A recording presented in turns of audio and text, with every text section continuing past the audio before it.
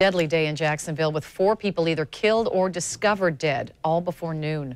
These cases are all over Jacksonville, from the north side where a person was found dead inside a home by his landlord who went to collect rent, to Riverside, a person there was found dead in a ditch close to I-10.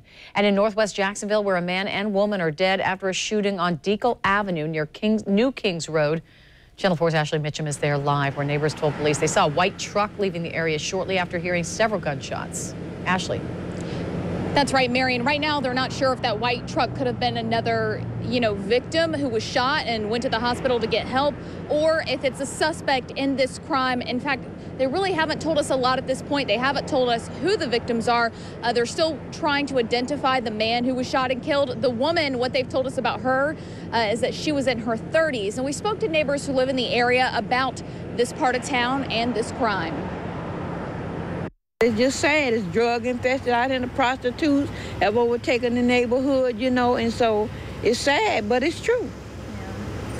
Yeah. So you're not surprised at all? Mm-mm.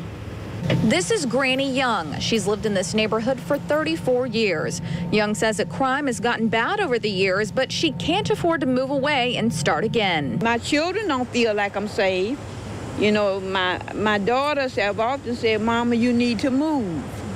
But why should I move for something I have worked hard for?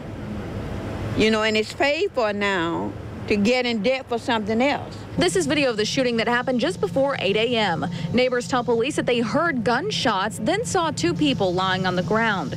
Investigators say that there were about 20 to 30 feet apart and don't believe the 2 shot at each other because of the distance.